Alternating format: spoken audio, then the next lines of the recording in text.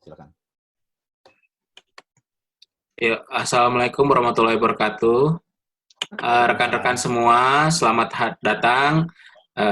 Pada hari ini kami dari kelompok 6 dengan anggota Dayan Rahmanto, Gibon Mardame Petamba, Gifar Indra Sakti, dan Ibu Reni Kusmiati akan menerangkan mengenai presentasi kami, yaitu bisnis model dan perencanaan strategi. Oke, bisa kita mulai ya. Oke. Yuk. Untuk penjelasan pertama mengenai sekilas jasa marga dan profil perusahaan akan dijelaskan oleh Pak Gifar. Oke, terima kasih Pak Dayan atas kesempatannya. Baik, untuk teman-teman semuanya, kali ini kami akan membahas mengenai jasa marga dan juga bisnis model dan perencanaan strategik yang dilakukan. Oke, untuk pertama kita akan bahas mengenai profil dari PT Jasa Marga itu sendiri. Visi Jasa Marga adalah menjadi perusahaan jalan tol nasional terbesar, terpercaya, dan berkesinambungan. Dan misinya adalah memimpin usaha jalan tol di seluruh rantai nilai secara profesional dan berkesinambungan guna meningkatkan konektivitas nasional. Yang kedua, meningkatkan pengembangan kawasan untuk kemajuan masyarakat. Ketiga, meningkatkan nilai pemegang saham. Keempat, meningkatkan kepuasan pelanggan dengan pelayanan prima. Dan kelima, mendorong pengembangan dan peningkatan kinerja karyawan dalam lingkungan yang harmoni. Oke, selanjutnya, sekilas industri jalan tol. Ini industri jalan tol merupakan industri yang strategis, di mana ini sangat didukung oleh pemerintah. Seperti kita bisa lihat melalui tayangan yang ada di slide, ada peran pemerintah terkait dalam industri ini, di mana pemerintah melalui Badan Pengatur Jalan Tol yang merupakan salah satu subunit dari Kementerian Pekerjaan Umum dan Perumahan Rakyat. Mereka melakukan pengembangan jalan tol dengan melibatkan perusahaan pemerintah dan juga perusahaan-perusahaan swasta sebagai mitra strategis pemerintah. Untuk tarif jalan tol sendiri, tarif awal itu dihitung berdasarkan kelayakan investasi, kemampuan penggunaan jalan tol untuk membayar, dan efisiensi biaya operasional. Dan tarif ini ditetapkan pada saat melakukan perjanjian pengusahaan jalan tol atau PPJT sebelum konstruksi dimulai. Penyesuaian tarif diatur oleh pemerintah dan tidak dilakukan oleh perusahaan sendiri. Perusahaan hanya bisa melakukan pengajuan dan keputusannya akan disetujui oleh pemerintah dengan menggunakan faktor inflasi wilayah atau lokasi di mana jalan tol tersebut itu berada, dan dilakukan adjustment atau penyesuaian setiap 2 tahun sekali. Dan pemerintah bisa menyetujui atau menunda kenaikan jalan tol tersebut, tarif jalan tol, apabila tidak memenuhi standar pelayanan minimal atau SPM. Untuk saat ini, transaksi yang dilakukan di jalan tol dikategorikan sebagai transaksi cashless, di mana tidak ada pembayaran tunai yang dilakukan oleh pengguna ketika melewati jalan tol. Sementara untuk proses akuisisi lahan untuk pembangunan jalan tol sendiri, ini dilakukan dengan melibatkan pemerintah sebagai penanggung jawab atas penyediaan lahan, di mana tahapan sendiri terdiri atas 4 tahapan, itu perencanaan, persiapan, eksekusi, dan penyerahan. Dengan keterlibatan pemerintah, ini membuat kepastian dalam hal pembangunan atau kepastian penyelenggaraan pembangunan jalan tol, di mana batas waktu untuk akuisisi lahan itu ditentukan selama 312 sampai 552 hari kerja, di mana di sini melibatkan appraisal yang ditentukan oleh pemerintah dan juga appraisal yang ditunjuk oleh pemilik lahan untuk melihat dari nilai tanah yang akan diakuisisi. Jika terjadi ada dispute, nanti pengadilan yang akan menentukan besarnya harga atas tanah tersebut, dan setelah diputuskan, pihak pembeli dalam hal ini operator jalan tol bisa melakukan pembayaran dan dititipkan oleh pengadilan. Selanjutnya, untuk jasa marga sendiri memang ada 3 pengembangan. Ketika pertama kali didirikan pada tahun 1978, perusahaan ini bertindak sebagai operator tunggal jalan tol dan sekaligus juga sebagai otorisator untuk sektor jalan tol. Karena pada saat periode tersebut 1978 sampai 1987 tidak ada perusahaan lain yang melakukan konstruksi dan pembangunan jalan tol kecuali Jasa Marga. Dan juga peraturan-peraturan terkait jalan tol juga diatur dan juga disusun oleh Jasa Marga. Dan ketika periode kedua, itu pada tahun 1987 sampai 2004, ini terjadi perubahan di mana otorisatornya itu dikembalikan ke pemerintah, dan juga pemerintah juga membuka keran untuk investor swasta bisa masuk untuk berinvestasi di jalan tol. Hal ini untuk mempercepat pengembangan industri jalan tol, sehingga tidak melulu bergantung kepada Jasa Marga sebagai operator tunggal. Dan sejak 2004 sampai dengan sekarang, perusahaan Jasa Marga menjadi pengembang dan operator jalan tol, di mana portofolio saat ini juga relatively yang paling besar dibandingkan dengan operator jalan tol lainnya. Oke, berikutnya, struktur dari pemegang saham. Pemerintah melalui Kementerian Badan Usaha Milik Negara atau Kemen BUMN memiliki 70% dari saham PT Jasa Marga, dan publik ini memiliki 30% dari saham Jasa Marga, di mana secara proporsi seperti kita bisa lihat di slide, dikuasai oleh mayoritas investor dari institusi, di mana asing menguasai 11,2%, individu domestik 1,4%, individu institusi domestik institusi 8,16%, asuransi dan reksadana masing-masing 4,81% dan 4,12%, dan yayasan sebesar 0,16%. Dari struktur pemegang saham kita bisa melihat bahwa institusi ini memiliki minat yang cukup tinggi kepada bisnis Jasa Marga, melihat dari struktur dan juga model usaha yang dijalankan oleh Jasa Marga ini relatively cukup stabil, sehingga membuat institusi asing yang relatively mereka mencari stabilitas investasi, mereka lebih memilih salah satu pilihan investasinya adalah di Jasa Marga. Sementara dari sisi bisnis sendiri, Jasa Marga memiliki anak perusahaan jalan tol, selain juga memiliki cabang, karena pada awal mereka sebelum adanya peraturan pemerintah yang menyatakan bahwa setiap ruas jalan tol harus dibentuk satu badan usaha sendiri, mereka memiliki 13 ruas jalan tol seperti yang dapat dilihat di slide, dan setelah munculnya peraturan dari pemerintah tersebut, maka muncullah anak-anak perusahaan yang menangani masing-masing ruas jalan tol yang ditenderkan oleh perusahaan. Selain itu juga perusahaan Jasa Marga memiliki anak usaha lain di luar dari jalan tol, seperti PT JLJ atau Jalan Tol Lingkar Luar Jakarta. Ini kegiatan usahanya adalah melakukan kegiatan operasional dari ruas jalan tol yang dimiliki oleh Jasa Marga, terutama untuk yang di level induk yang terdiri dari 13 cabang. Sementara ada perusahaan-perusahaan lain, itu Jasa Marga Rapid Business, Jasa Marga Toll Road Maintenance, dan juga Jasa Marga Property. Ini juga untuk mendukung dari bisnis Jasa Marga di luar dari operasional jalan tol. Next. Ini untuk detail dari yang slide sebelumnya, dibagi dua, jalan tol dan juga usaha lainnya, dan seperti bisa lihat sendiri, portofolionya relatively cukup banyak, dan banyak mayoritas di Jabodetabek, di Pulau Jawa, dan juga ada di Kalimantan dan juga di Sulawesi, walaupun saat ini juga masih dalam proses pengembangan. Terus usaha lainnya ada sewa lahan, penjualan SPBU, penjualan BBM di SPBU yang ada di rest area, pengelolaan jalan tol, dan juga properti serta iklan. Oke, next.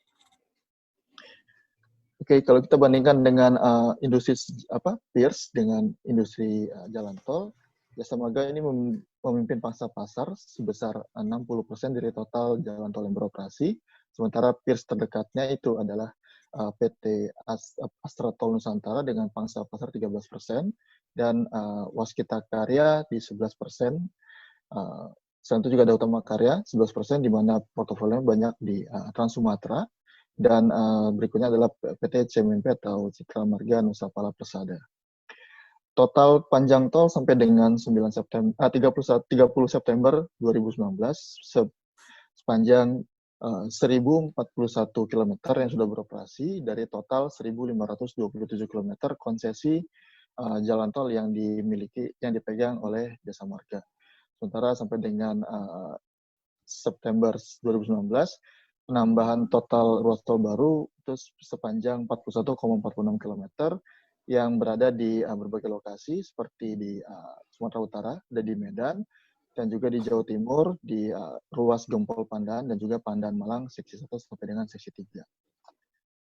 Next. Ini merupakan diversifikasi dari portofolio yang dimiliki. Kita bisa melihat bahwa Jasa Marga tidak hanya terkonsentrasi di satu area. Mereka ada di Jabodetabek, Jawa Tengah, Jawa Timur, di Bali, Sulawesi, dan juga di Kalimantan. Ini memberikan kenyamanan bahwa jika terjadi sesuatu akan bisa tercover atau tereduksi resikonya dari pendapatan ruas tol yang lain. Next. Oke, ini slide ini menunjukkan proyek-proyek yang sedang dikerjakan oleh Jasa Marga yang ditampilkan progres pembahasan lahan maupun dengan progres konstruksinya. Ini memberikan sinyal bahwa perusahaan masih terus bertumbuh dengan terus membangun ruas-ruas tol baru yang memberikan potensi penambahan dari pendapatan dari jasa jalan tol di masa depan. Dari yang proyek-proyek ini yang di Jabodetabek ini ada 5 ruas tol yang masih sedang dalam proses pembahasan lahan dan juga konstruksi, sementara di luar di daerah Bogor juga masih ada proses konstruksi juga untuk di section 3A yang melengkapi dari 2 seksi sebelumnya yang sudah dioperasikan oleh Jasa Marga. Next. Demikian juga untuk di luar Jabodetabek ada 5 proyek, 3 diantaranya ada di Pulau Jawa, yaitu di Jawa Timur dan juga di Jawa Timur tiga-tiganya. Selain itu juga ada 2 tol lain di Kalimantan, di Balikpapan Samarinda dan juga di Manado Bitung yang saat ini masih dalam proses konstruksi baik secara ini maupun juga pembahasan lahan. Next. Oke, secara keuangan di sini bisa terlihat bahwa dari 2014 sampai dengan 2018 ini pendapatan perusahaan dalam pendapatan jalan tol ini masih terus mengalami pertumbuhan.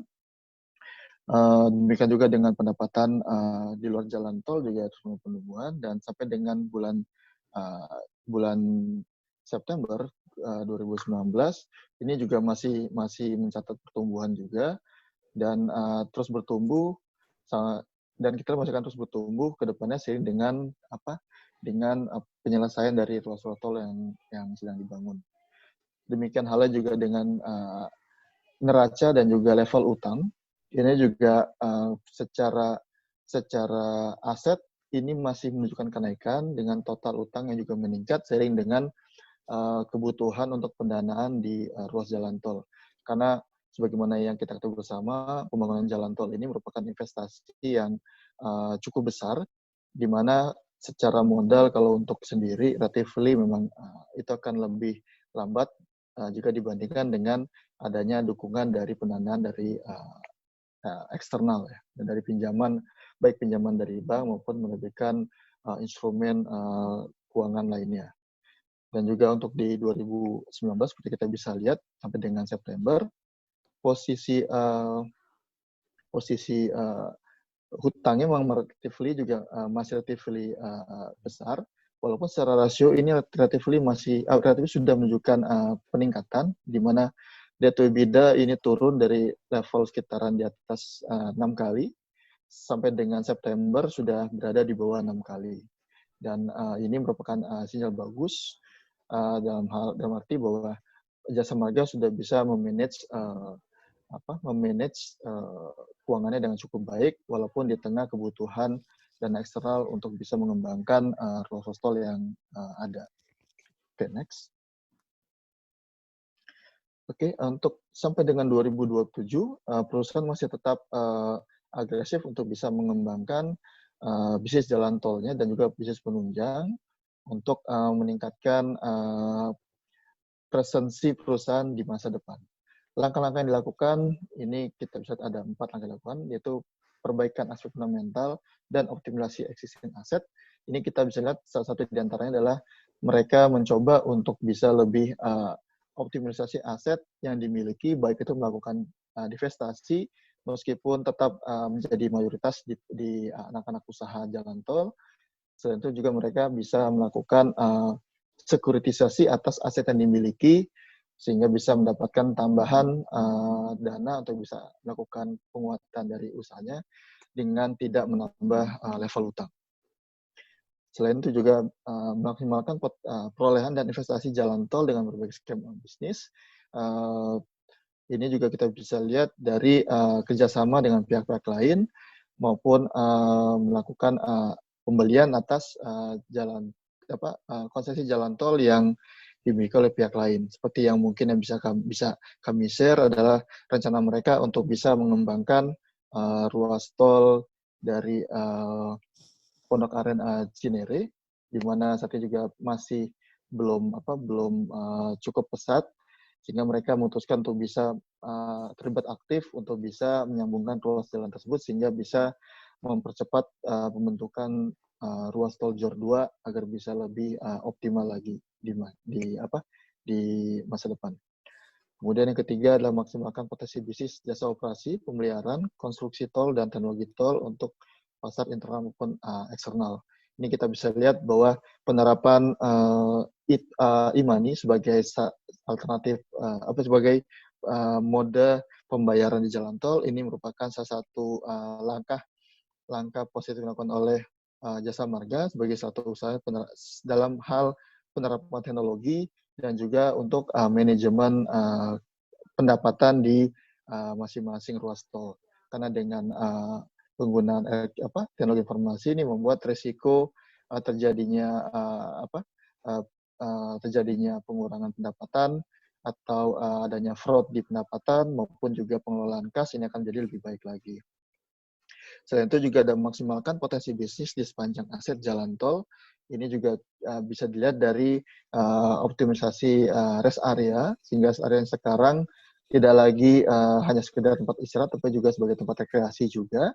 Selain itu juga potensi-potensi lain seperti pemasangan iklan di jalan tol, selain itu juga pemanfaatan area di samping jalan tol untuk digunakan sebagai tempat untuk bisa infrastruktur lain seperti penggelaran kabel fiber optik, selain itu juga untuk tiang pancang untuk jalur kereta seperti yang dapat dilihat di ruas Dol Purbalenyi. Itu merupakan salah satu langkah yang dilakukan untuk maksimalisasi potensi bisnis yang ada di sepanjang jalan tol. Oke, next. Oke, untuk arahan strategi perusahaan sampai dengan 2027, ini ada menjadi 4, operasional, pengembangan usaha, organisasi dan sumber daya manusia, dan keuangan. Ini operasional kita bisa untuk meningkatkan efisiensi dan efektivitas operasional jalan tol, baik dalam hal pelayanan lalu lintas, pelayanan konstruksi untuk meningkatkan EBITDA pada ruas tol yang telah beroperasi. Ini kita bisa lihat meskipun ruas tol yang ada semakin banyak, bukan berarti bebannya semakin banyak, malah bisa dikurangkan melalui dengan efektivitas kolektabilitas maupun juga pembayaran seperti penggunaan teknologi informasi.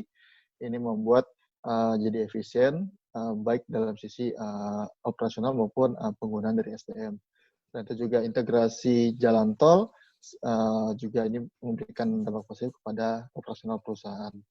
Pengembangan usaha juga mempercepat pembangunan jalan tol yang sudah diperoleh konsesinya dengan pengutamaan di ruas-ruas tol yang sudah terkoneksi dengan yang existing. Ini membuat arus kas dari pendapatan ruas tol jalan tersebut bisa lebih cepat dibandingkan dengan membangun ruas tol yang tidak terintegrasi atau tidak tersambung dengan ruas tol yang sudah ada sebelumnya. Untuk di SDM sendiri melakukan pelatihan-pelatihan, ini merupakan salah satu cara untuk meningkatkan kualitas dari SDM. Selain itu juga ada pengoptimalisasian SDM, ini membuat secara SDM akan lebih efektif, efisien, dan juga ini dekat lagi dengan beban yang ditanggung oleh Jasa Marga. Untuk keuangan, uh, mengusahakan tingkat bunga yang kompetitif atas pinjaman ekstra yang diperoleh oleh perusahaan. Sehingga dengan konstruksi yang dilakukan oleh Jasa Marga ini tetap tidak memberatkan perusahaan dalam sisi keuangan, karena seperti yang kita tahu bersama, penggunaan dana eksternal ini ada implikasinya terutama dari beban bunga yang harus dibayarkan. Sehingga dengan beban bunga yang relatif kompetitif, ini akan membuat secara keuangan tidak diberatkan, sehingga bisa tetap melakukan konstruksi dan juga pembangunan jalan tol sesuai dengan yang direncanakan. Oke, itu untuk dari sisi profil dari Jasa Marga. Untuk selanjutnya mungkin bisa dilakukan oleh rekan yang lain. Baik, selanjutnya akan saya lanjutkan topik tentang bisnis model. Sebentar.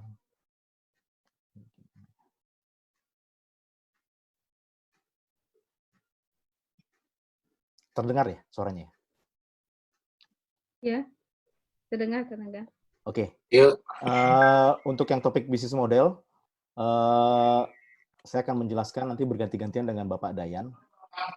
Ya. Oke.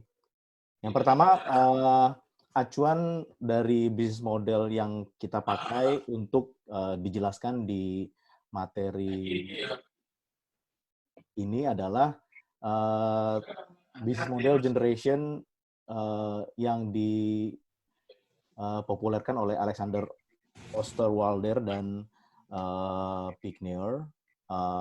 Modelnya adalah bisnis model canvas. Bisnis model canvas itu seperti ini. Jadi ada 9 bagian. 9 yang menjadi 9 building block dan 4 main area bisnis yang akan dijelaskan di slide berikutnya. Untuk definisi bisnis model adalah menggambarkan logika bagaimana suatu organisasi menciptakan dan memberikan dan mengendalikan nilai serta bagaimana uang diperoleh dalam suatu perusahaan menurut Oostwandel dan Pickneur 2019. Selain itu, bisnis model juga adalah metode untuk menghasilkan uang di lingkungan bisnis yang konkret, dan ini terdiri dari karakteristik struktural, operasional usaha, perusahaan, bagaimana perusahaan mendapatkan dan menciptakan keuntungan. Ini menurut Weller dan Handler, yang juga menjadi acuan dari buku yang kita pelajari di manajemen strategik. Lalu kemudian definisi ketiga dari bisnis model adalah sistem sumber daya dan aktivitas yang menciptakan nilai yang berguna bagi pelanggan dan penjualan nilai ini untuk menghasilkan nilai uang bagi perusahaan menurut Slavik. Jadi dalam bisnis model ini, dalam bisnis model canvas ini ada pola yang digunakan secara umum dan didesain untuk meng-create strategi perusahaan. Tujuannya adalah untuk menghasilkan nilai tambah dari perusahaan, yaitu berupa produk atau nilai. Seperti penjelasan sebelumnya, bahwa teori tentang bisnis model ini ada beberapa hal, dan beberapa peneliti sebelumnya seperti peneliti Mullins dan Komisar, A. Afua, D. Watson, terus Wulan Johnson, Christensen, Kagerman, serta yang kita pakai dalam acuan untuk menjelaskan bisnis model pada presentasi ini adalah Osterwalder dan Pickneur, yaitu dibagi menjadi 9 building block yang akan menjelaskan secara keseluruhan dari bisnis model perusahaan. Dan dari 9 bisnis model 9 building block ini nanti akan dibagi menjadi 4 cakupan bidang bisnis yang menggambarkan dari 9 building block ini. Nah, 9 building block itu apa saja? Mulai dari customer segments, lalu kemudian yang kedua customer relationship, lalu kemudian ada distribution channel, lalu building block yang keempat adalah value proposition, building block kelima adalah key activities, keenam key resources, ketujuh strategy partnership, lalu ke-8 terkait dengan revenue, dan ke-9 terkait dengan cost. Dari 9 building block ini dibagi menjadi 4 bidang bisnis utama, yaitu customer, pelanggan. Yang kedua adalah produk yang dihasilkan atau yang ditawarkan oleh perusahaan tersebut. Lalu ketiga adalah infrastructure atau tools-tools yang digunakan oleh perusahaan untuk memasarkan dan lain sebagainya. Lalu yang keempat adalah bagian dari finansial, yaitu revenue dan cost-nya yang akan dipergunakan oleh perusahaan untuk meng-create nilai dan juga mendefinisikan struktur biaya yang dikeluarkan oleh perusahaan. Model bisnis ini adalah cetak biru untuk strategi yang dilaksanakan melalui struktur proses dan sistem organisasi. Terus mengapa sih model bisnis kanvas ini dipergunakan? Yang pertama, untuk menjelaskan hubungan antar komponen dengan jelas dan mudah. Lalu kemudian yang kedua adalah karena terjadi dinamika dan perubahan yang di lingkungan bisnis yang memaksa perusahaan untuk mencari keunggulan kompetitif yang baru. Oleh karena itu, dengan menggunakan bisnis model kanvas, perusahaan dapat dengan mudah dan secara cepat bisa menentukan kompetitor-kompetitor mana yang masuk ke dalam bisnisnya mereka, lalu kemudian keunggulan kompetitif baru apa yang bisa di-create oleh perusahaan. Yang ketiga adalah mengapa perlu bisnis model kanvas ini adalah diperlukan perencanaan dan pengendalian yang komprehensif, tapi tidak rumit. Nah, dengan menggunakan bisnis model kanvas ini, diharapkan perencanaan serta pengendalian bisnis itu dapat dilakukan secara komprehensif, antar channel dan lain sebagainya, serta tidak rumit. Untuk yang pertama, customer segment atau segmen pelanggan, pelanggan adalah alasan keberadaan organisasi tersebut. Jadi kalau tidak ada pelanggan, ya tidak ada perusahaan untuk meng-create nilai atau yang ditawarkan kepada customer. Pelanggan ini dibedakan menjadi geografiknya, itu berdasarkan wilayahnya, terus kemudian dibedakan secara demografinya, karakteristik pekerjaan, tingkat ekonomi. Lalu yang ketiga adalah secara psikografiknya, yaitu minat, preferensi, dan kesukaan, perilaku atau kebiasaan, berarti secara behavior. Jadi perusahaan harus bisa memetakan customer di 4 subsektor ini. Lalu kemudian selain dari karakteristik ini, perusahaan juga diharapkan bisa menspesifikkan apakah model customer yang mereka layani adalah modelnya business to customer directly, langsung ke customer, atau bisnis ke bisnis, perusahaan ke perusahaan, atau business to government, B2G. Lalu adalah setiap segmen ini mungkin membutuhkan kenapa ada terdiri dari bisnis B2C, B2B, B2G. Ini karena setiap layanan, setiap segmen ini butuh layanan yang berbeda. Lalu kemudian yang kedua, diperlukan untuk mencapai kepada saluran distribusi juga yang berbeda. Jadi B2C dengan B2B, layanan distribusi juga berbeda. Lalu kemudian akan memberikan keuntungan yang berbeda pula dari setiap segmen customer kalau sudah didefinisikan dengan baik. Lalu yang keempat adalah kesediaan untuk membayar berbeda tergantung pada nilai yang mereka terima. Jadi mendefinisikan customer artinya perusahaan bisa mengkategorisasikan customer berdasarkan nilai yang diterima oleh customer tersebut. Silakan Pak Dayan untuk Jasa Marga terkait.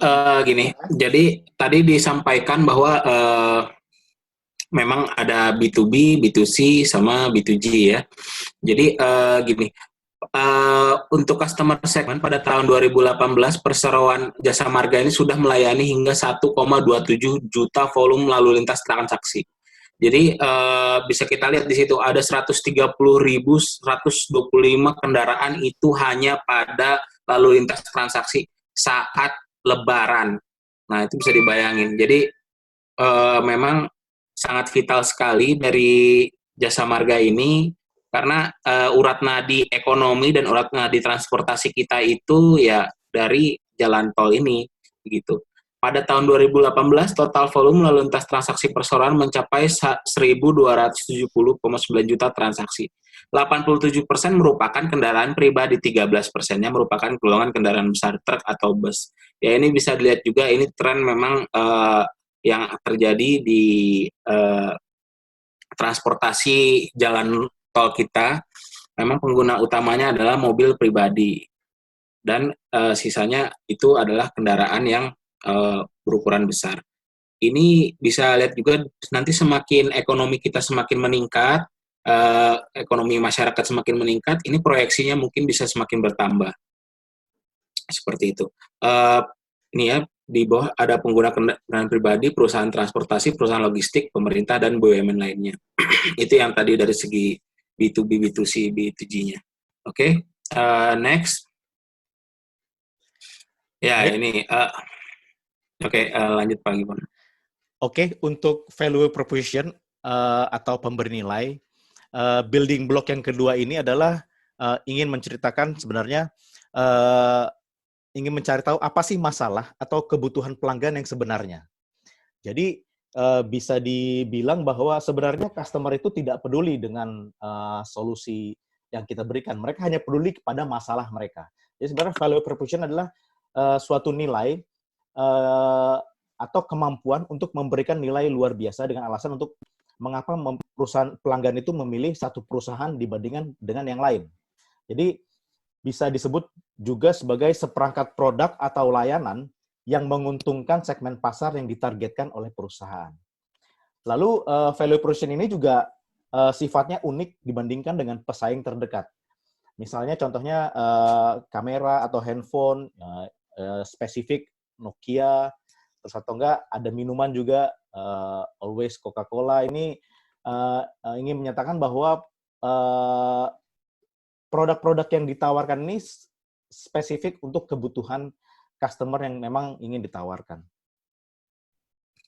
Ya, begini, sampai dengan 30 September 2019, Perseroan telah mengoperasikan jalan tol baru sepanjang 41,46 km. Jadi tadi kan kita bicara mengenai value proposition. Nah, value proposition dari Jasa Marga sudah jelas, mereka itu adalah sebagai operator dan pengembang jalan tol gitu. Jadi mereka sudah mengoperasikan jalan tol baru untuk tahun ini aja, untuk 2019. Tadi kan kita 2018 ke 2019, ini baru sampai setengah tahun sudah 41-46 km tol yang baru gitu dari laporan. Terus habis itu dengan demikian ada 8 cabang dan 20 entitas anak. Nah, seperti disampaikan Pak Gifar tadi, memang dia itu selain memang di bawah Jasa Marga, ada banyak anak perusahaan lagi yang dia memegang mungkin satu ruas atau satu network jalan tol. Nah, ini dia itu memegang hak konsesi 33 ruas tol sepanjang 1.527 km, 24 ruas diantaranya 1.041 km telah beroperasi. Terlebih lagi, mereka memegang itu konsesinya masih 35 sampai 50 tahun ke depan. Jadi memang untuk value proposition ke pelanggan ini yang mereka tawarkan. Jadi itu akses jalan bebas hambatan, kualitas jalan yang terjaga baik, keamanan, kenyamanan sepanjang melewati ruas tol, fasilitas pendukung, penerapan IT, sistem transaksi terbuka untuk mengurangi antrian di pintu keluar tol. Nah, semua value-value ini yang membuat kita merasakan puas sebagai pengguna terhadap value yang diberikan oleh PT Jasa Marga. Seperti itu. Next. Untuk building block yang ketiga adalah channel atau saluran. Channel atau saluran adalah bagaimana cara perusahaan berkomunikasi atau menyampaikan value proposition-nya atau produk yang ditawarkannya kepada customer. Jadi pertanyaan di building block yang ketiga ini adalah sebenarnya bagaimana sih cara perusahaan menjangkau pelanggan? Apakah itu komunikasi seperti apa atau distribusi seperti apa? Lalu kemudian bagaimana cara pelanggan itu menjangkau produk atau jasa Anda? Jadi pertanyaan-pertanyaan inilah yang harus bisa didefinisikan oleh perusahaan di dalam building block ketiga. Lalu 5 tahapan di dalam saluran atau channel ini adalah pertama sebenarnya akan membentuk kesadaran untuk memperkenalkan produk dan layanan dari perusahaan kepada customer. Lalu yang kedua adalah tahap evaluasi, berarti mengevaluasi value proposition atau produk yang ditawarkan perusahaan tersebut setiap durasi waktu tertentu untuk melihat bahwa apakah produk ini sukses di pasar atau sebenarnya customer tidak menginginkan produk ini di pasaran. Lalu yang ketiga adalah tahap pembelian. Maksudnya tahapan bagaimana caranya membujuk customer untuk membeli atau menggunakan layanan produk yang ditawarkan oleh perusahaan. Yang tahapan yang keempat adalah tahapan pengiriman atau delivery. Berarti menyerahkan produk atau value proposition ini kepada pelanggan. Artinya pelanggan bisa menikmati produk tersebut untuk dipergunakan di saat pelanggan sudah membeli produknya. Tahapan yang kelima adalah layanan purna jual. Layanan purna jual adalah berarti menangani hal-hal yang terkait dengan instalasi, lalu kemudian jikalau customer menghadapi keluhan terkait dengan produk dan lain sebagainya, ini tahapan-tahapan yang didefinisikan di channel tahap yang kelima. Untuk solusinya adalah berupa sales dan channel distribution, itu tempat customer mendapatkan produk-produk layanan dari customer.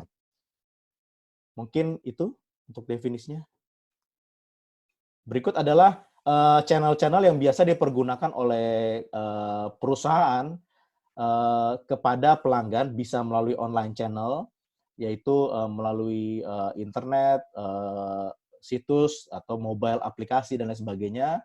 Bisa juga melalui media sosial untuk menangkap keluhan atau memberikan informasi-informasi terbaru, atau bisa juga secara offline, yang nanti mungkin akan dijelaskan oleh Bapak Dayan terkait dengan jasa marga ketika pengguna menggunakan layanan jasa marga, saluran-saluran channel apa saja yang dipergunakan oleh jasa marga untuk dekat kepada customer untuk memberikan value proposition-nya kepada customer.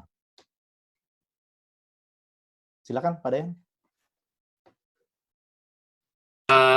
Jadi sebagai operator dan pengembang jalan tol, PT Jasa Marga memberikan jasanya melalui channel ya offline ya. Jadi dia menyediakan jalan tol yang bisa kita lintasi setiap saat. Ya, dia itu terdiri, tadi saya sudah sampaikan, dia ada 10 branch atau subsidiarinya, dan dia juga memiliki anak perusahaan tadi di berbagai jalur seperti Semarang Solo ya, Surabaya Mojokerto, Nusa Dua, Kebonjeruk, Pulau Jami, dan lain-lain, yaitu di seluruh Indonesia seperti itu. Dia memang menyediakan juga untuk online, tapi itu sebatas informasi.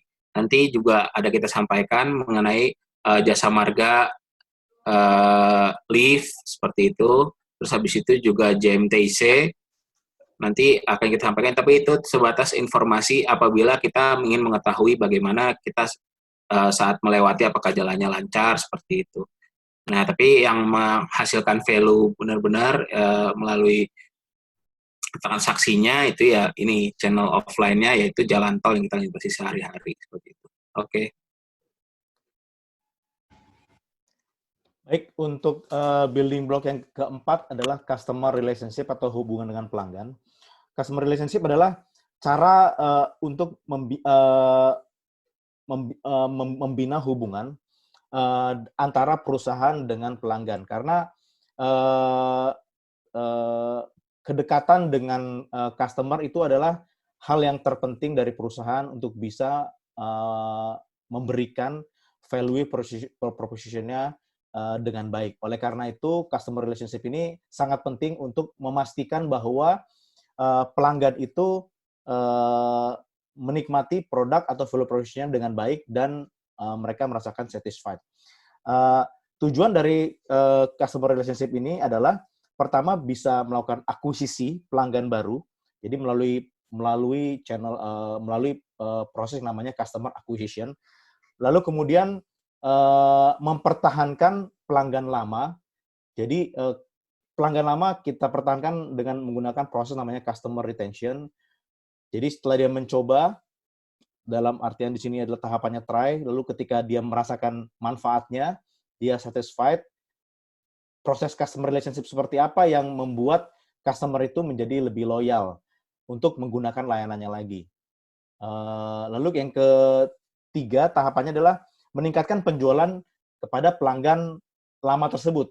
Bisa dengan melalui dua proses, yaitu boosting sales, upselling, meningkatkan penjualannya, membeli lebih banyak, ataupun increasing advocate dengan cara meningkatkan pelanggan-pelanggan yang setia. Biasanya dikasih bonus, dikasih diskon dan lain sebagainya, teaser-teaser yang bisa membuat customer menjadi makin lebih loyal lagi kepada pelanggan. Beberapa contoh customer relationship bisa berupa bantuan pribadi, bisa melalui email atau tatap muka langsung, atau bisa secara online, atau bantuan-bantuan khusus juga bisa diberikan oleh perusahaan kepada customer. Seperti customer priority banking, memberikan layanan perbankan secara khusus, atau di swalayan misalnya memberdayakan pelanggan dengan mengoperasikan produk untuk membangun komunitas. Misalnya pelanggan diberikan kartu pelanggan sehingga ketika dia bertransaksi akan mendapatkan poin. Poin ini bisa ditukar misalnya untuk Garuda Indonesia bisa dapat frequent flyer, atau ada kartu anggota Adira, bisa juga, atau MAP, kalau belanja di Matahari Mall dan lain sebagainya bisa dapat poin. Poin ini nanti bisa ditukarkan dengan sejumlah nilai uang yang bisa dipergunakan untuk membeli produk lagi.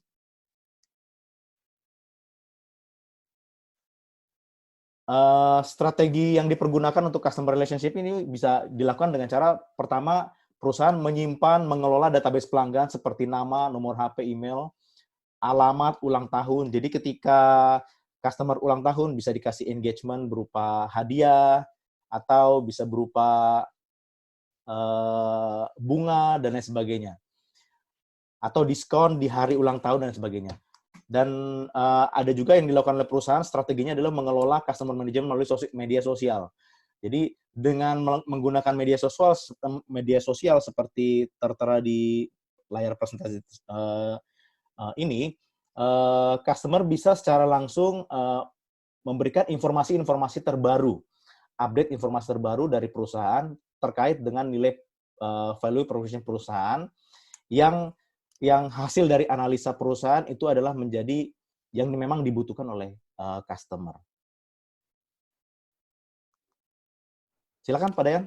Oke, jadi gini, untuk customer relationship, Jasa Marga ini menyediakan melalui Jasa Marga Traffic Information Center sebagai sarana penyaring informasi produk layanan mendukung keamanan bagi pelanggan. Dia itu call center-nya 14080. Kalau kita membutuhkan saat kita melewati jalan tol yang dioperasikan oleh Jasa Marga dan anak perusahaannya, kita bisa nge-call ke sana apakah jalannya lancar seperti apa. Dan dia juga rutin menginformasikan melalui Twitter dan juga Instagram. Ada akunnya untuk Jasa Marga, dan juga ada websitenya yang tadi saya sampaikan, itu Jasa Marga Live dan juga jasamarga.com. Dia itu juga melakukan berbagai macam kegiatan seperti perbaikan kualitas, kenyamanan, dan kelancaran di jalan tol. Di antaranya scrapping, filling overlay, rekonstruksi perkerasan, ini yang sering banget kita lewatin ya kalau di Jalan Jagorawi ini kan sering kita lihat tuh. Nah, lalu juga peningkatan kapasitas jalan, yang memperlebar jalannya agar kita lebih banyak kendaraan yang bisa lewat. Peningkatan estetika, terutama ini tol-tol baru ya sekarang bisa kita lihat juga, beautifikasi jalan tol, penerangan jalan tol, karena kecepatan kita kan tinggi gitu, sangat berbahaya kalau jalannya kurang terang. Dan dia juga melakukan berbagai macam kegiatan CSR lainnya gitu, dari penanaman pohon seperti itu. Ya memang nggak saya sampaikan di sini, tapi berbagai macam program CSR yang lain yang dilakukan itu juga bisa membangun awareness dari customer sehingga citra perusahaan juga akan semakin baik. Seperti itu. Oke, next. Oke, untuk building block yang kelima, yaitu terkait dengan revenue atau arus pendapatan.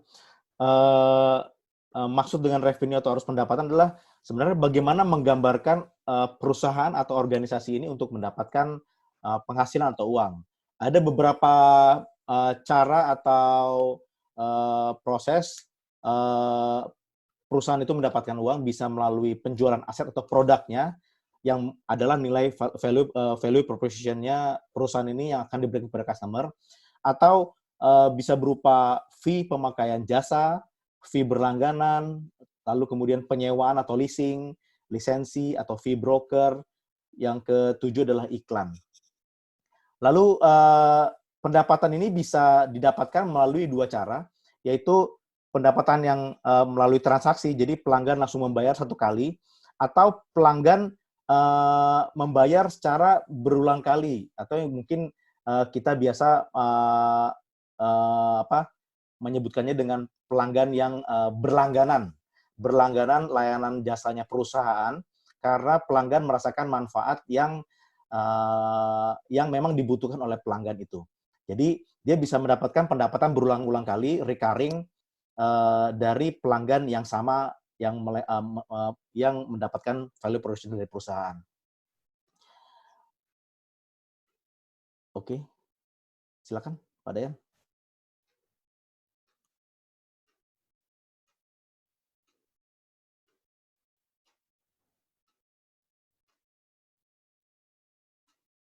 Di unmute dulu Pak Dayan, unmute. Maaf. Jadi pendapatan dari jasa marga ini kita kelompokkan menjadi dua kelompok utama, yaitu pendapatan usaha dari tol dan juga dari pendapatan usaha non tol. Nah, ini begitu juga, ini sama seperti di anak-anak perusahaannya yang mengoperasikan berbagai macam ruas tol tadi itu. Jadi model bisnisnya seperti ini untuk model revenue streamnya. Dia itu kalau dari pendapatan usaha tol itu dia adalah pemimpin industri jalan tol di Indonesia ya. Dia sebagai 60% market share-nya untuk operator jalan tol seperti itu. Nah, untuk usaha non tol ini beragam. Tadi udah disampaikan juga sama Pak Gifar. Dia itu bisa melalui dari iklan yang di jalan tol, sewa properti di jalur tol atau rest area. Dan dia juga mendapatkan dari penjualan BBM di SPBU, dia mendapatkan ada share-nya juga di situ. Lalu pengoperasian jalan tol oleh pihak lain, nah itu dia. Jadi nanti pas yang di bagian dari key partner nanti kita lihat ada juga di situ, misalkan PT Adikarya seperti itu. Nah dia juga nanti di masa depan itu kan jalan ini kan koridor jalan tol itu sebetulnya banyak juga peluangnya. Jadi dia bisa untuk misalkan melalui misalkan internet, jalur internet ditanam di bawah jalan tol seperti itu. Jadi banyak nanti peluang ke depannya itu bisa didapatkan dari pendapatan usaha non tol.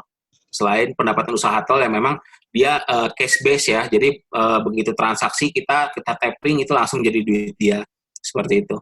Nah, kenaikan pendapatan jalan tol juga itu disesuaikan dengan inflasi, setiap 2 tahun sekali pasti naik seperti itu. Ini peluang yang memang dimiliki oleh jasa marga dan itu udah dijamin oleh peraturan pemerintah seperti itu. Penurunan volume kendaraan bukan disebabkan pengaruh jalan tol sedikit, tapi karena ada simplifikasi gerbang tol akibat integrasi yang dilakukan oleh operator jalan tol. Nah, pendapatan operasi bukan merupakan pendapatan cash, hanya bagian dari pelakuan akuntansi yang dilakukan pada laporan keuangan operator jalan tol. Ini untuk detailnya bisa kita lihat ya. Total pendapatan usaha. Nah, ini dalam juta kendaraan. Total volume kendaraannya. Nah, dan deskripsinya. Oke, next. Baik, yang building block yang ke-6 adalah perusahaan harus bisa mendefinisikan sumber daya utama. Apa itu sumber daya utama? Jadi, sumber daya utama adalah aset atau sumber daya penting yang memungkinkan model bisnis ini berjalan dengan baik.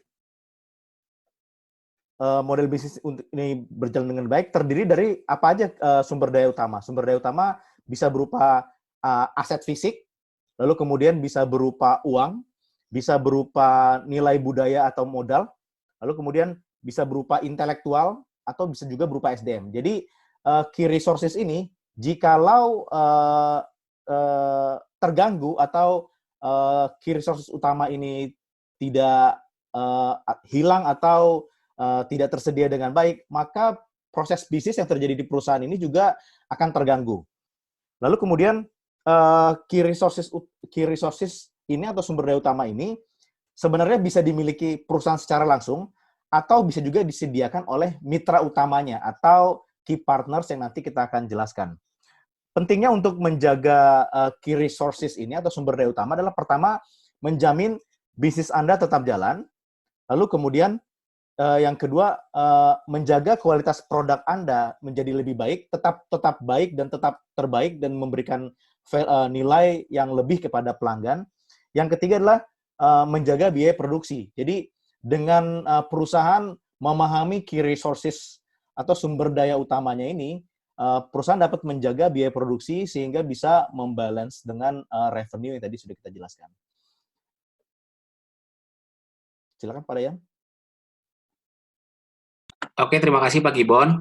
Nah, key resources dari PT Jasa Marga ini adalah konsesi yang diberikan gitu ya. Dia pengoperasian jalan tol dari pemerintah itu sampai 35 tahun sampai 50 tahun lagi. Jadi masih lama gitu, masih panjang. Nah, dan dia juga terus mendapatkan dari sisi pengembangan jalan tol ya, nanti Trans Sumatera segala macam itu masih banyak gitu peluangnya. PT Jasa Marga mendapatkan transaksi penempatan giro, deposito berjangka, fasilitas kredit investasi, fasilitas kredit sindikasi, biaya keuangan, dan pendapatan bunga dari bank-bank BUMN seperti Mandiri, BTN, BRI, BNI, dan dia juga menaruh seperti deposito berjangka dan juga instrumen-instrumen keuangan lainnya itu di anak perusahaannya, dan misalkan anak perusahaan Mandiri kayak Mandiri Taspen seperti itu. Jadi ini resources dari segi keuangannya.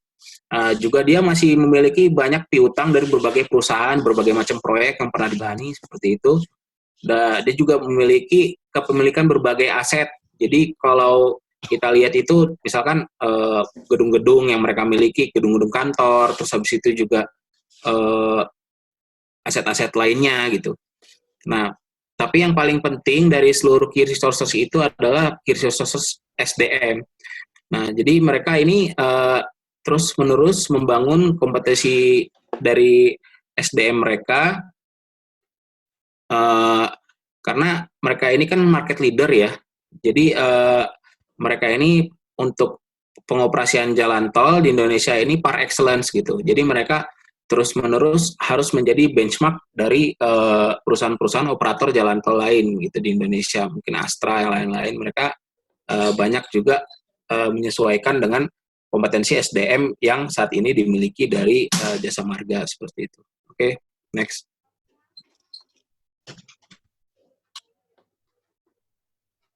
Baik, yang ketujuh adalah building block terkait dengan key activities. Key activities ini aktivitas utama adalah proses penting yang harus diterapkan untuk memastikan proses bisnis yang di perusahaan dapat berjalan dengan baik. Harus bisa mendefinisikan apa sih aktivitas utama dari perusahaan atau bisnis Anda. Misalnya perusahaan yang bergerak di bidang produksi, seperti aktivitas utamanya berarti bisa berupa menjahit atau pengolahan bahan kimia, memasak, dan lain sebagainya.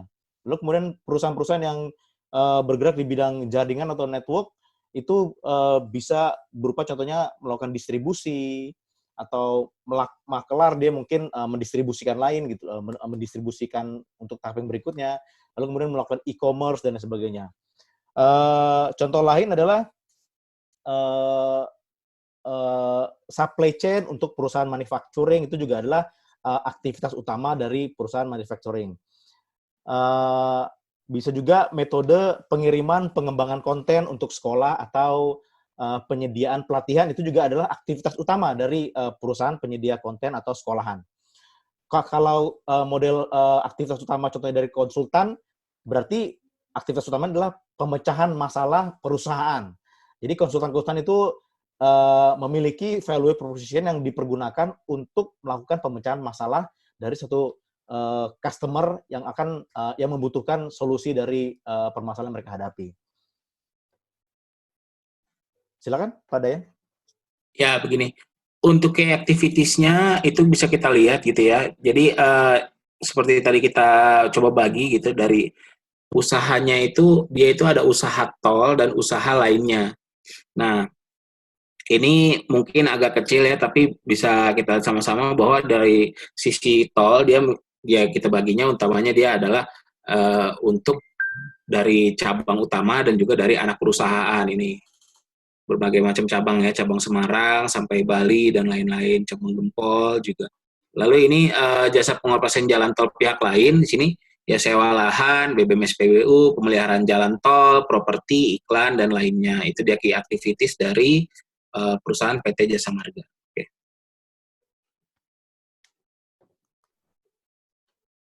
Baik, untuk building block yang ke-8 adalah key partnership atau kemitraan utama. Kemitraan utama adalah mitra utama yang memungkinkan keberhasilan dari proses bisnis.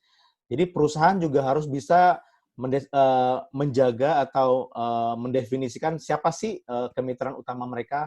Seperti tadi dijelaskan, key resources itu bisa didapatkan melalui kemitraan utama mereka. Jadi dengan bermitra mereka memiliki key resources. Jadi siapa-siapa saja atau pihak ketiga siapa saja yang bertugas untuk membantu untuk menjaga proses bisnis mereka bisa berjalan. 4 tipe hubungan pekerjaan yang terdefinisi dalam kemitraan utama bisa berupa aliansi strategis, lalu kemudian bisa berupa competition, kemitraan strategis antar pesaing, bisa berupa joint venture atau usaha patungan untuk mengembangkan bisnis baru, bisa berupa hubungan yang bersifat pembeli dan pemasok. Jadi misalnya ada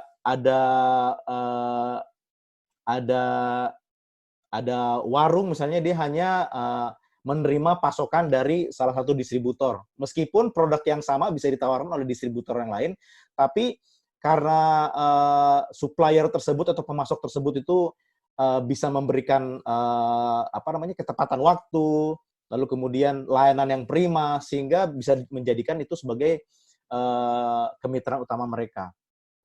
Tujuannya bermitra tuh ada beberapa hal. Ada 3 hal kalau bisa didefinisikan lebih detail. Yang pertama adalah mengurangi biaya karena economic of scale, karena skala ekonomi yang terjadi. Lalu kemudian mengurangi risiko dengan cara melakukan reasuransi. Itu tujuan bermitra.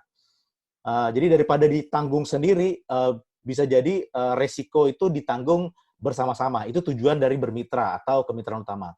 Yang ketiga adalah untuk mendapatkan sumber daya atau untuk mendapatkan lebih banyak lagi resource yang lain.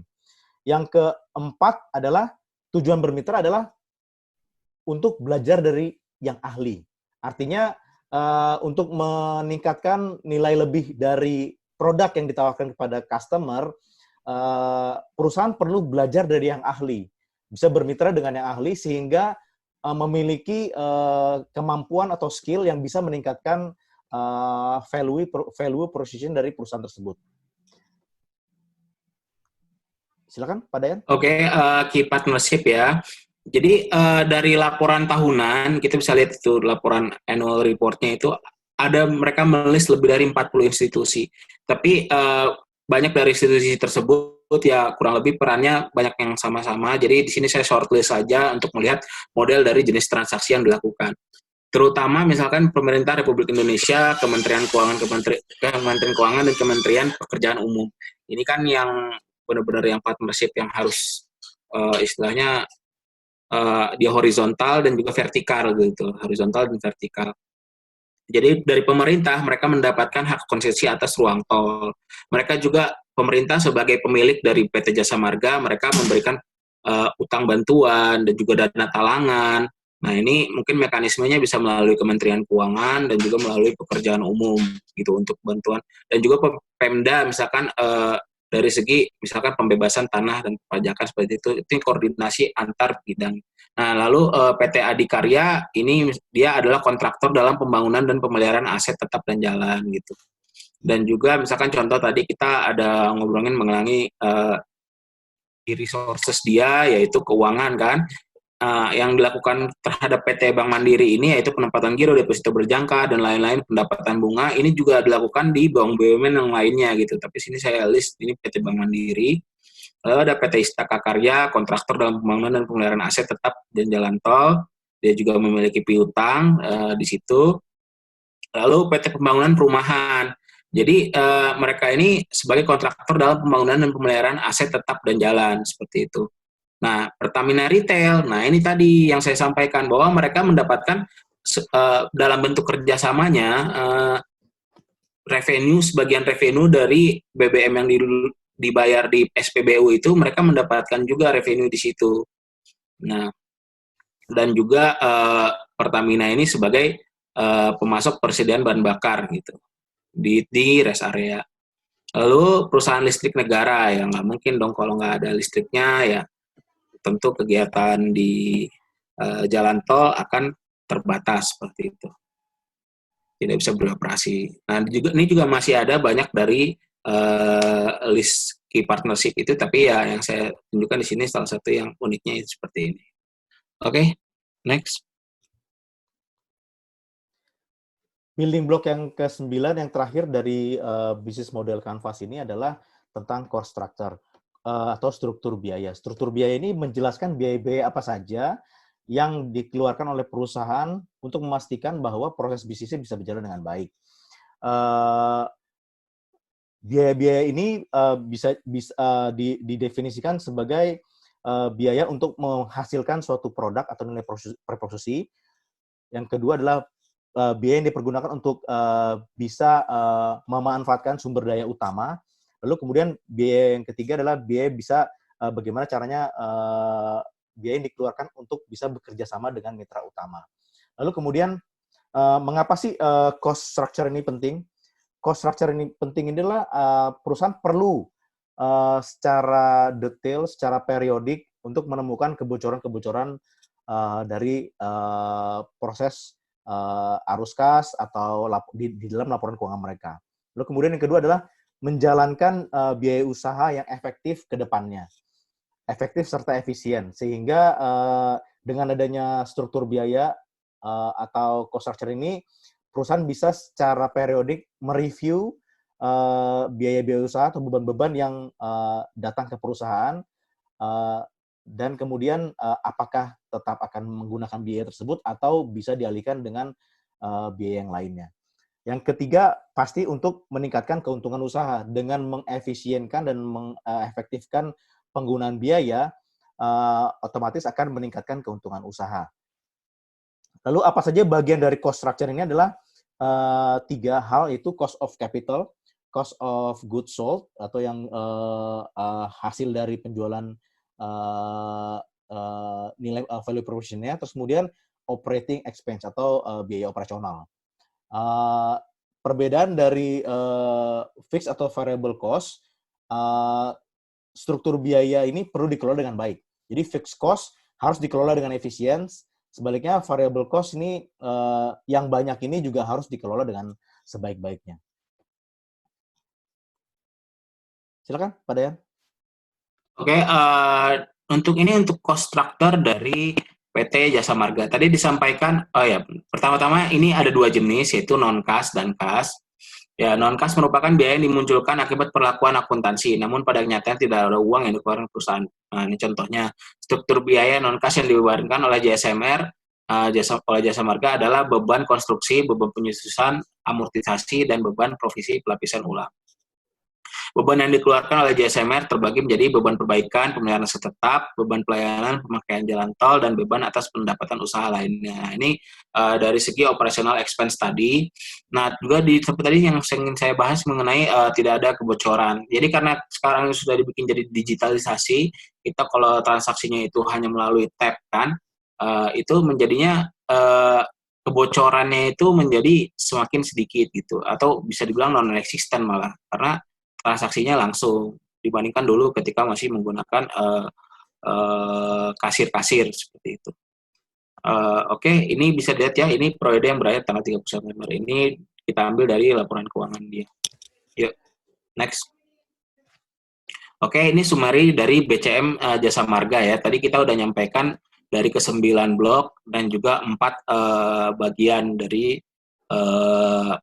bisnis model ini. Jadi kita tadi untuk disumari seperti ini, dengan melihat ini aja kita sebenarnya sudah mendapatkan gambaran bagaimana bisnis model dari PT Jasa Marga. Uh, Bisnis Canvas ini sangat mudah ya memang untuk kita ngeliat ini. Jadi salah satu keunggulan yang sudah disampaikan oleh Pak Gibbon memang dari sisi bisnis Canvas model ini dia sangat mudah untuk kita mempelajari sebuah perusahaan gitu. Sangat simpel sih. Jadi bisa dilihat masing-masing dari 9 blok itu. Oke, makasih. Untuk bagian berikutnya akan dijelaskan oleh Bu Reni ya. Oke, terima kasih pada Bapak Gibbon dan Bapak Dayan. Tadi pembahasan sebelumnya bisnis Canvas model ya dengan 9 blok, 9 blok buildingnya ini sangat sudah sangat detail dipaparkan oleh teman-teman tadi. Ya, kemudian kaitannya dengan perencanaan strategik itu adalah masa depan adalah sesuatu yang tidak dapat diprediksi dengan pasti. Jadi bagi organisasi ketidakpastian itu suatu risiko yang harus dikelola dengan baik. Oleh karena itu penting bagi suatu organisasi atau perusahaan untuk membuat perencanaan strategi agar bisa tetap eksis di dunia bisnis yang digelutinya. Pada hakikatnya, organisasi ingin mencapai tujuan dan sasaran yang telah ditetapkan di masa depan. Sehingga perencanaan strategik perlu disusun terstruktur, holistik, dan jangka panjang agar akan lebih mempermudah perusahaan dalam mencapai tujuan dan sasaran yang diharapkan. Perencanaan strategik itu sendiri adalah kegiatan manajemen organisasi yang digunakan untuk menetapkan prioritas dan memfokuskan energi serta sumber daya agar memperkuat kinerja operasionalnya. Perencanaan strategis juga harus memastikan karyawan dan stakeholder lainnya itu bekerja menuju tujuan bersama dan menetapkan kesepakatan tentang hasil yang diinginkan, serta menyesuaikan arah organisasi saat terjadi perubahan. Kemudian, adapun perencanaan strategi Jasa Marga berdasarkan visi dan misi yang ditetapkan sampai dengan 2027 itu agresif pada pengembangan bisnis tol dengan penunjangnya serta dengan fokus di bisnis prospektif. Di sini pada arahan strategis yang dikembangkan oleh Jasa Marga itu dibagi menjadi 3 kelompok lini bisnis perseroan. Yang pertama itu adalah lini bisnis konsesi jalan tol, kemudian pendukung operasi jalan tol, serta yang ketiga itu bisnis prospektif. Nah, untuk bisnis yang pertama konsesi jalan tol itu memaksimalkan kontribusi nilai dari aset jalan tol yang dimiliki. Kemudian memaksimalkan perolehan ruas jalan tol yang baru. Untuk yang kedua, pendukung operasi jalan tol itu memaksimalkan pengusahaan captive market internal dan pangsa pasar eksternal.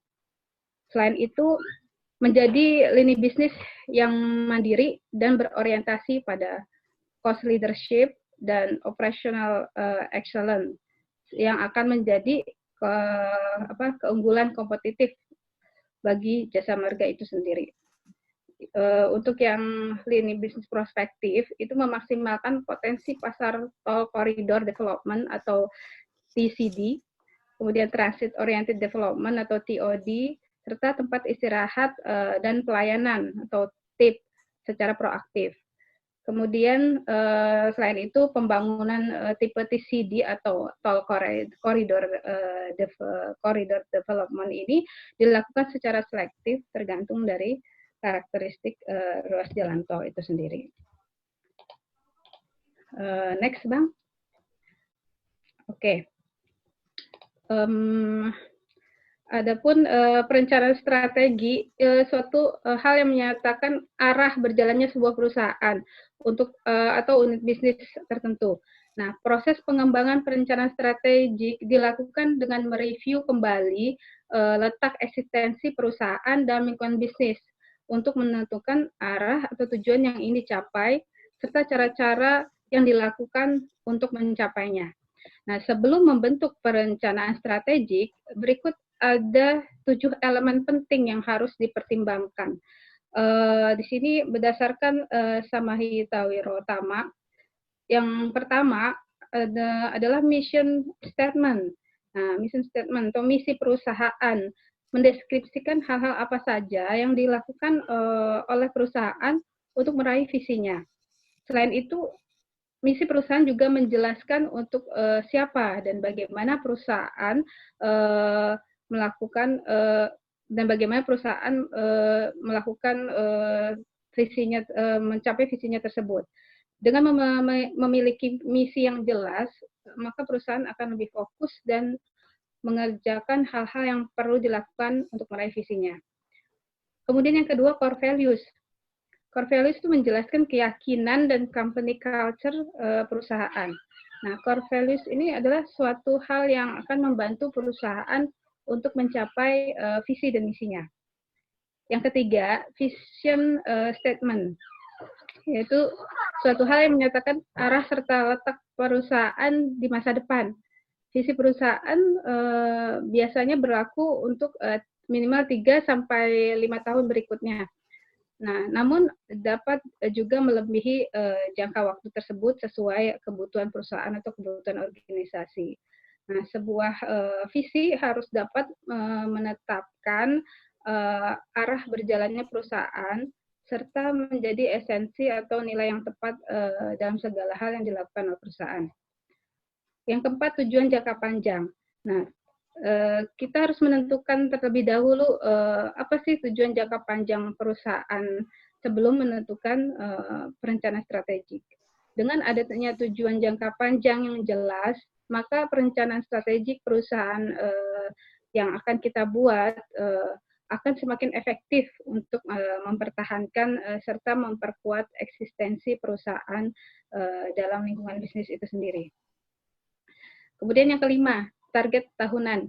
Nah, setiap perusahaan harus memiliki target tahunan untuk meraih tujuan jangka panjangnya. Itu agar target-target itu lebih efektif, terus dijabarkan secara spesifik dan realistis dengan jangka waktu tertentu untuk meraihnya. Yang keenam, SWOT analysis. Nah, seperti yang sudah kita pelajari ya, bahwa ya mencakup strength, weakness, opportunity, dan threats. Nah, SWOT analysis ini membantu perusahaan membentuk strategic planning-nya yang tepat dan efektif agar dapat terus mempertahankan eksistensinya di tengah banyaknya kompetisi dalam dunia bisnis. Yang terakhir adalah action plan. Agar semakin berkembang, perusahaan harus memiliki action plan untuk setiap tujuannya, tindak lanjut lah ya. Dengan memiliki action plan tersebut yang taktis dan efektif, maka semakin mudah bagi perusahaan untuk meraih visi dan tujuan jangka panjangnya. Nah, hal yang senada juga itu juga dibahas berdasarkan diktat dikelompokkan menjadi 6 ya, ada stakeholder, visi misi, sampai arsitektur strategik dan program rencana tindakan dan evaluasi. Next, Bang. Oke. Secara umum terdapat banyak perbedaan pandangan terkait dengan elemen utama kegiatan perencanaan strategi. Selain itu juga terdapat perbedaan urutan dalam proses perencanaan strategi. Nah, perbedaan pandangan itulah yang pada akhirnya memunculkan beberapa model terkait perencanaan strategik ini. Di sini pada pembahasan presentasi kami kali ini terdapat 7 model pendekatan dalam perencanaan strategi yang ada sebagai suatu proses yang bisa dinamis dan fleksibel. Sehingga adanya perbedaan dalam 7 model kerangka umum perencanaan strategik ini merupakan sebuah kewajaran karena masing-masing perusahaan mungkin dapat menggunakan model ini sesuai dengan kebutuhan organisasinya masing-masing. Nah, berikut ini disajikan 7 model perencanaan strategik yang ada berdasarkan pengalaman praksis yang kami dapat dari buku panduan. Model yang pertama, ini kita lihat bagian ini menyusun model perencanaan strategik itu dimulai dengan basisnya itu stakeholder, visi misi, terus kemudian peluang ancaman disinergikan dengan line on business, kompetisi inti, sampai indikator kinerja, sehingga terbentuklah formulasi model perencanaan strategik yang akan diterapkan untuk sasaran jangka panjang ke depannya seperti apa. Nah, ini bisa disebut sih model perencanaan strategik berbasis sasaran masa depan lah ya. Kemudian next Bang, yang kedua. Yang kedua ini adalah kerangka umum perencanaan strategik model berbasis skenario perencanaan. Kenapa saya bilang perencanaan? Karena di sini ada elemen aspek budgeting yang digunakan perusahaan untuk menyusun formulasi strategi bisnisnya. Kemudian next yang model ketiga. Model ketiga itu berbasis penyelarasan visi, misi, dan sasaran organisasi. Nah, di sini kita lihat dalam perumusan sasaran menggunakan elemen analisis internal, strategi, dan kebijakan yang ditetapkan atau yang disusun oleh perusahaan itu sendiri. Terus ada juga dari sisi analisis eksternal, di sini kita ada industri foresight atau masa depan. Kemudian next yang model keempat. Nah, model keempat ini kita lihat di sini dia berbasis permasalahan tentang mengenai atau tantangan utama organisasi yang menjadi basis dia dalam merumuskan sasarannya. Nah, kemudian di sini akhirnya kita bisa menentukan apa-apa saja program yang akan dijalankan. Kemudian model kelima, ya, model kelima itu di sini kerangka umumnya berbasis faktor kunci keberhasilan atau key success factor. Nah, ini kita lihat bisa menjadikan goal dari perusahaan itu untuk menentukan sasarannya masing-masing sehingga bisa lahirlah strategi-strategi serta kebijakan-kebijakan yang akan nanti diimplementasikan oleh perusahaan. Kemudian yang model keenam itu adalah berbasis tupoksi. Nah, kalau tupoksi ini umumnya digunakan oleh pemerintahan ya. Di sini dari visi misi, tupoksi, kemudian lahirnya bidang hasil pokok atau key result area yang kemudian di-cascadingkan menjadi tujuan hingga sampai sasaran serta kebijakan-kebijakan yang akan diterapkan secara turunan untuk bisa jadi unit dari kementerian atau badan-badan lembaga tertentu di pemerintahan. Yang terakhir, model terakhir adalah model ketujuh. Nah, model ketujuh ini disebut bisa kita sebut berbasis analisis faktor eksternal dan internal perusahaan. Nah, dari sini kita tentukan dulu apa sih faktor penentu untuk eksternal dari perusahaan. Ini di sini mencakup peluang, ancaman, serta foresight. Nah, sedangkan untuk internal itu sendiri kekuatan dan kelemahan yang akhirnya terwujud dalam analisis situasi atau SWOT. Nah, untuk kelompok kami mencoba membahas jasa marga menggunakan kerangka perencanaan strategik model ketujuh. Nah, mungkin bisa lanjut Bang, next. Nah, di sini kalau kita lihat dari bagian yang terakhir, model yang terakhir, di sini ada yang pertama adalah penentuan analisis faktor internal dan eksternal. Nah, kemudian setelah itu didapatkanlah rumusan untuk analisis situasi atau SWOT. Nah, apa itu sebenarnya untuk analisis SWOT sendiri itu merupakan salah satu instrumen yang sering digunakan untuk melakukan analisis strategi. Nah, dari output terakhir dari analisis SWOT ini beberapa alternatif strategi yang dapat dipilih oleh perusahaan atau organisasi untuk menentukan langkah-langkah berikutnya. Nah, di sini analisis SWOT ini juga pertama kali teknik ini diperkenalkan oleh Albert Humphrey ya, yang memimpin proyek riset pada tahun 1960-an.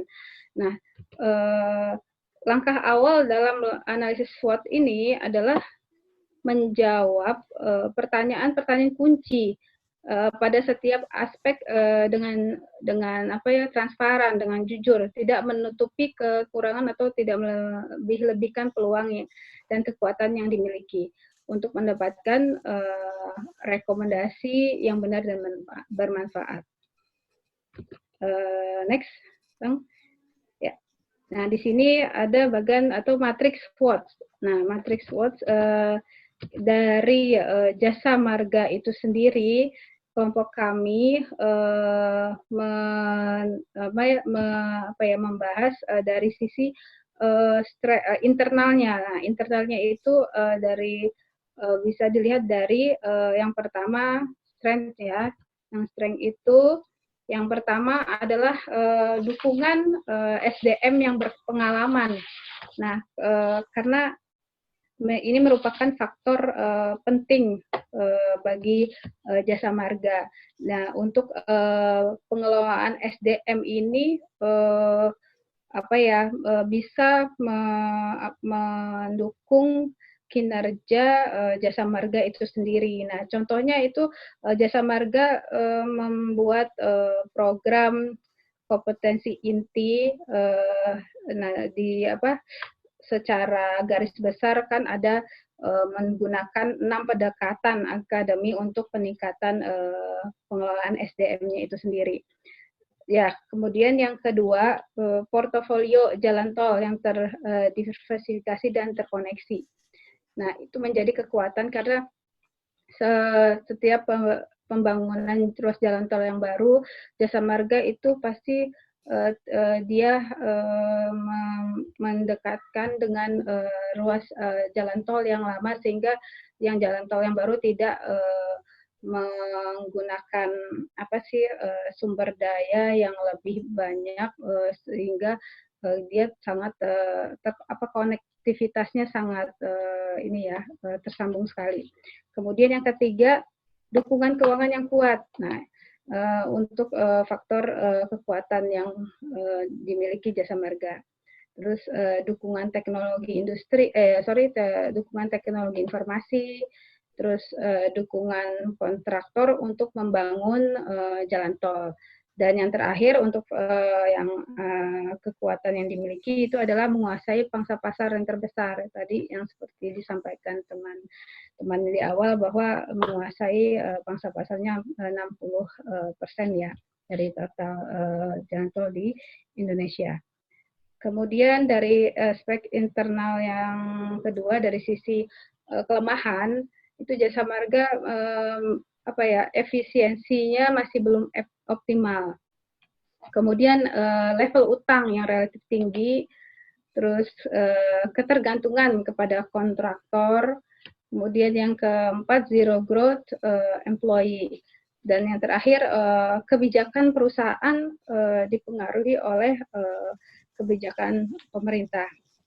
Nah, ini karena mereka merupakan perusahaan perseroan dari yang dimiliki oleh BUMN, maka setiap kebijakan perusahaan memang harus tidak stand-alone ya, saling terkait dari kebijakan yang ditetapkan oleh pemerintah, sehingga tidak serta-merta menentukan sendiri. Kemudian yang sisi aspek eksternal. Nah, aspek eksternal di sini ada dua kita kelompokkan juga, yaitu opportunities dan threat ya. Nah, di sini untuk opportunities atau peluang, Jasa Marga memang sangat didukung oleh pemerintah melalui RPJMN, yaitu Rencana Pembangunan Jangka Menengah Nasional. Kemudian peluang yang kedua yaitu volume lalu lintas selalu tumbuh positif. Nah, hal ini didukung dengan pertambahan juga ya penjualan kendaraan roda 4, sehingga semakin tahun juga pasti volume lalu lintas itu meningkat pesat. Kemudian yang ketiga, masa konsesi yang panjang. Nah, terus selain itu jalan tol baru terkoneksi dengan jalan yang sudah ada. Kemudian pengambil alihan proyek jalan tol yang terhenti prosesnya, proses investasinya. Nah, maksudnya ini Jasa Marga juga mendapat limpahan proyek jalan tol ya bagi yang mungkin proyeknya mangkrak ya. Nah, akhirnya dialihkan ke Jasa Marga sehingga menjadi peluang buat mereka. Nah, kemudian selanjutnya perkembangan penduduk yang pesat. Nah, tadi karena perkembangan penduduk yang pesat itu menjadi ya pasti ada kebutuhan untuk mereka untuk memiliki kendaraan roda 4, sehingga bisa jadi warga juga masyarakat pasti akan memilih bagaimana caranya melakukan perjalanan dengan kondisi transportasi sarana transportasi yang nyaman, sehingga lebih prefernya memilih jalan tol. Kemudian yang keenam, perkembangan industri properti. Nah, perkembangan industri properti ini perkembangan industri yang kebanyakan memang mulai menggeliat di sekitar koridor jalan tol, sehingga banyak pembangunan komplek-komplek perumahan itu memasarkan ya bahwa lebih punya value atau keunggulan bahwa pembelian rumah itu lebih jangkauannya lebih enak jika dekat dengan pintu keluar tol. Nah, itu menjadi peluang tersendiri bagi Jasa Marga dalam bisnis properti.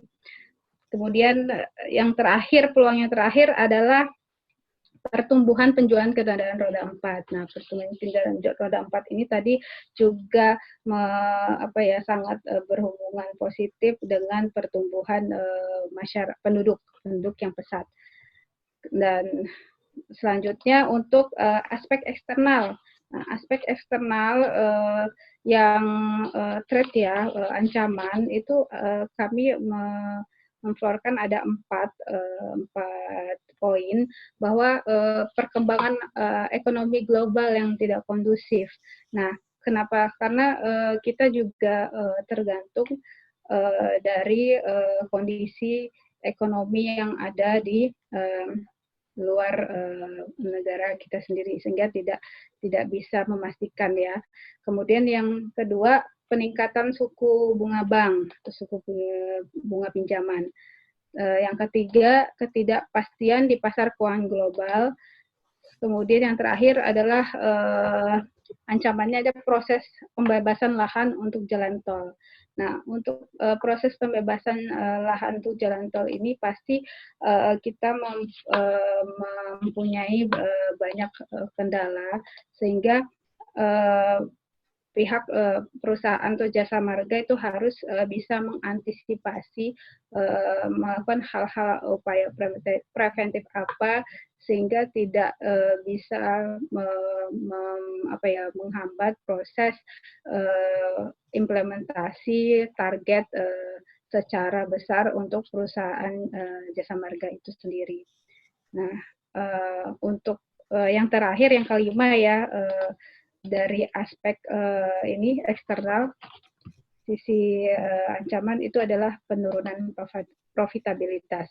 Nah, mungkin dari saya pemaparannya sekian. Untuk selanjutnya bisa disambung oleh Saudara Gifar. Terima kasih.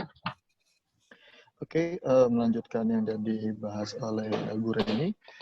Kali ini akan saya memaparkan mengenai analisis TOWS. Ini sebenarnya merupakan mirip dengan analisis SWOT yang sudah dipaparkan sebelumnya. Hanya saja pada analisis TOWS ini pendekatannya lebih ke arah mempertemukan atau mematchkan antara opportunity dengan strength yang dimiliki dan juga dengan weakness yang ada. Demikian juga dengan ancaman yang dihadapi juga dimatchkan dengan strength dan juga weakness yang dimiliki. Seperti kita bisa lihat pada slide, untuk kuadran opportunity terhadap strength, ini kita melihat di mana kita bisa mengikuti tender pembangunan jalan tol untuk melihat opportunity kebutuhan infrastruktur jalan, dukungan pemerintah, dan juga dengan peluang kerjasama investor lain, disandingkan dengan strength yang kita miliki, yaitu dukungan SDM yang berpengalaman, portofolio jalan tol sudah diversifikasi, dan juga dukungan keuangan yang kuat. Demikian juga ketika kita melihat ancaman mengenai pelemahan kondisi ekonomi, dengan menggunakan dukungan SDM dengan strength yang ada, dukungan SDM yang cukup berpengalaman, ini membuat resiko pengelolaan jalan tol ini bisa diminimalisasi. Walaupun tidak bisa dihilangkan, tapi kita bisa meminimalisasi dengan dukungan SDM yang berpengalaman. Selain itu juga ancaman mengenai peningkatan suku bunga pinjaman, ini juga bisa dipadankan dengan dukungan keuangan yang kuat, sehingga bisa membuat bargaining position dari perusahaan kepada baik itu kreditor itu bisa lebih kuat, sehingga dapat diperoleh suku bunga yang lebih kompetitif untuk pendanaan pembangunan jalan tol. Demikian juga dengan weakness yang dimiliki seperti pada yang kami contohkan adalah kebijakan perusahaan yang diatur oleh pemerintah. Ini kita bisa aktif memberikan input kepada pemerintah untuk melakukan bisnis jalan tol. Ini untuk memanfaatkan dukungan yang kuat dari pemerintah kepada industri jalan tol. Selain itu, potensi dari pengembangan bisnis pendukung yang ada ini bisa kita manfaatkan dengan untuk potensi pendukung ini kita bisa mengurangi ketergantungan pada efisiensi yang masih belum optimal. Selain itu juga kalau kita melihat untuk kelemahan yang dimiliki untuk menghindari ancaman yang ada, ini kita bisa melihat dengan penggunaan suku bunga yang negosiasi perbankan, serta juga alokasi karyawan untuk mengoptimalkan profitabilitas. Ini untuk mengurangi kelemahan dari zero growth employee terhadap operasi dari bisnis yang lebih efisien. Oke, next. Sehingga dari analisa yang kami lakukan baik dari sisi bisnis, keuangan, dan juga hal yang lain terkait dengan bisnis model juga peran strategik ini untuk bisa memenuhi atau mencapai dari visi misi dari perusahaan yang sudah kita paparkan sebelumnya di awal. Demikian juga dengan strategik yang dilakukan, ini juga bisa tercapai dengan strategi dan juga perencanaan bisnis yang tepat. Demikian pemaparan kami mengenai PT Jasa Marga Persero terkait dengan bisnis model dan juga perencanaan strategik yang dilakukan guna mencapai atau untuk memenuhi target yang sudah ditentukan sebelumnya, dan juga untuk bisa tetap bertahan di dalam lingkungan bisnis yang saat ini cenderung lebih dinamis dibandingkan dengan kondisi yang sebelumnya. Demikian pemaparan dari kami, saya dan juga rekan saya yang lain, Pak Gibon, Pak Dayan, dan juga Bu Reni, mengucapkan terima kasih atas partisipasi dan juga atensi yang diberikan oleh rekan-rekan semua.